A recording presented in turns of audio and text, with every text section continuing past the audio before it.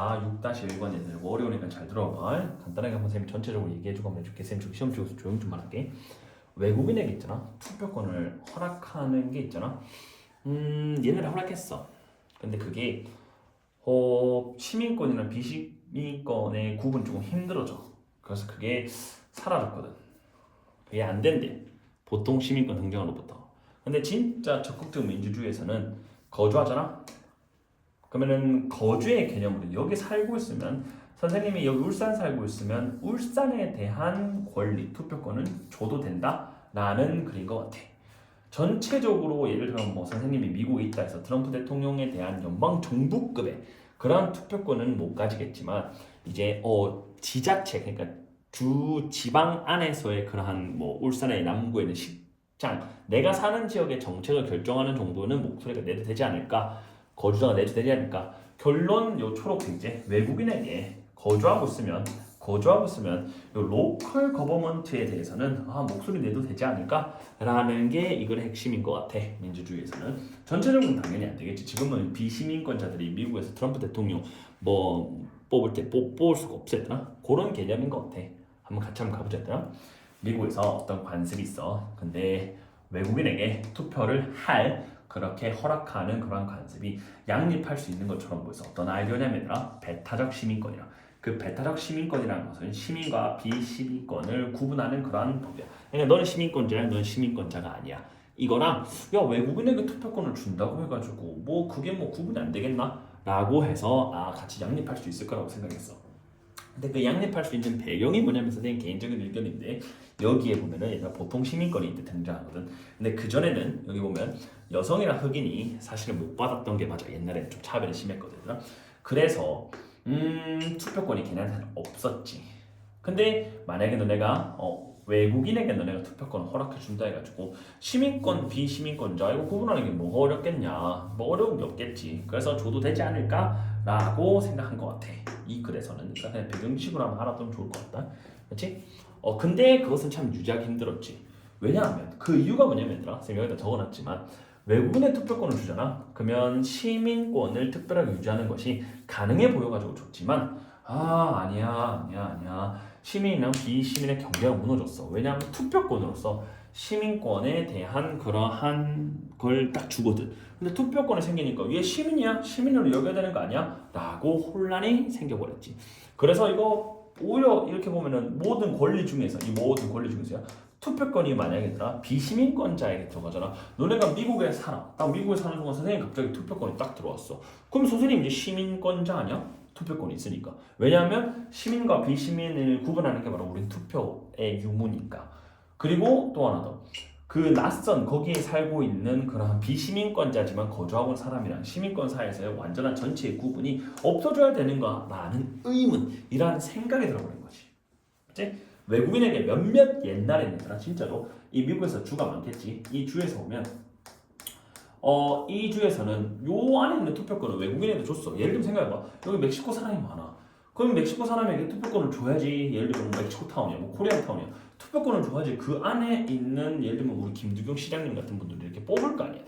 그러니까 그렇게 주는 게 맞다라고 생각했는데 전체적으로 봤을 때는 시민권자랑 비시민권자를 구별하기가 참 힘드네. 그래서 이 생각이 놓여 있었던 거예요. 뒤에 뭐가 있냐면 그 외국인에게 투표권을 주는 거가 사라졌거든. 그 사라진 거에 대한 배경이 바로 이러한 생각이어버렸다고. 그 사람에게 투표권을 줬더니 뭐야, 이 사람은 시민권자 안에 구별하기가 굉장히 모호해졌다는 거지. 그래서 그래서 안 됐구나 라고 이해하면 되는 거야. 그게 언제였냐? 요거라고 생각하면 좋을 거야. 왜냐하면 1920년 후에 뭐가 등장했냐면 우리 여기 있는 보통 선거권이 등장했거든. 보통 선거권이라는 건 이제 시민권자는 모두 투표를 가지게 된 그런 게 등장한 거야. 이게 등장하면서 유일한, 근데 선생님 개인적으로 이렇게 막 시민권자 비시민권자 나누는 게 뭐 사회적 정치적 배경이 있었겠지. 사회적 정치적 배경이 있을 거라고 생각해. 그렇게 해서 이제 그 약간 소극적 민주주의라고 생각하면 편할 것 같아. 소극적 민주주의, 적극적 민주주의 말고 소극적 민주주의는 권리를 보통 하는 거니까. 그래서 유일한 방법인데 그게 뭐냐면 투표권. 즉 여기 있는 배타적 시민권을 유지하는 유일한 방식이 시민한테만 투표권을 줘야지 살고 있다고 해서 투표권을 주면 안 되는구나 라고 이제 딱 등장해버린 거야. 이제 모든 사람이 다 투표권을 가지게 됐으니까 정말 이제 시민권자 아닌 걸 구분하는 방법은 그냥 시민권자에게 투표권을 줘야겠구나라고 생각한 거야. 그런 생각 덕분에 이 외국인의 투표권 주는 게 사라져버렸지. 이렇게 이해하면 될 거야. 그렇지? 그리고 쌤 여기다 왜 적어놨냐면 그냥 이거 쌤 백지식이라서 아까 말했더라. 그러니까 양립할 수 있을 거라고 생각했고 있더라. 참고하고 있더라. 이건 배경이니까 사실 시험에 나올 것 같지 않고. 그러나 적극적 민주주의가 있어.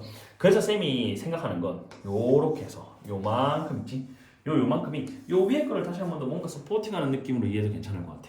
이 초록색이 사실은 저기는 낯선 사람에게 그러니까 외국인에게 투표권 거주하는 애들이니까 그 애들에게 투표권을 주는 거라고 생각해도 나는 괜찮은 것 같더라고. 그래서 선생님이 여기다가 너네 혹시 오늘 날에 수업하고 간 애들이 미안한데 여기다가 이렇게 해서 나는 초록색으로 바꿀 거야. 상관없어 얘들아. 여기 요거를 요렇게 해서 예를 들면 요렇게 해도 나는 괜찮을 것 같아. 그렇지? 편하게 진짜 상관없다. 너네 하고 싶은 대로 해라. 나는 근데 이렇게 하면 수업하면서 이게 느끼고 내가 방금 수술하면서 그리고 적극적 민주주의는 부정 잘 살리면서 얘들아 시민과 비시민권을 구별하는 것을 지지하지 않았지. 적극적 민주주의.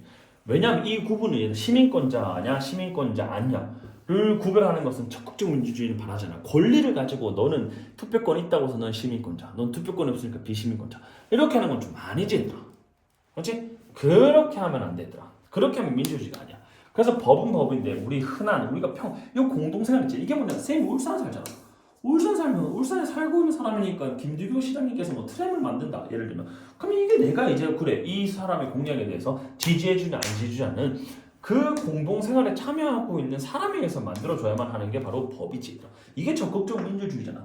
무슨 투표권으로 그럼 내가 투표권이 없었는데 내가 여기 직접 맨날 살고 있고 나는 지금 울산 남구에 살고 있는데 내가 없다고 해서 트램 만드는 거에 대해서 반대를 못하고 반대하고 이런 게 하면 안 되고 나는 거주자니까 분명히 그런 목소리를 낼 수 있는 권한은 필요하다라는 게 이 핵심인 거야. 그래서 여기 있는 초록색에게 준 것도 나쁜 건 아니다 라는 게 이 글의 핵심이니까 밑에 보면은 진짜 참된 민주주의에 대해서 투표권은 모든 사람 거기에 사는 사람을 포함하는 거에 대한 필요성이 있다 이렇게 이해하면 되는 거지. 이제 다 참여하는데 이거래요. 그리고 저기 있는 거주가 바로 유일한 그러한 설득력 있는 테스트잖아. 요거 입하면 안 된다 인지 안 인지니까 누군가가 거기에 참여할지 안 할지는 바로 거주로 해야지. 거주로.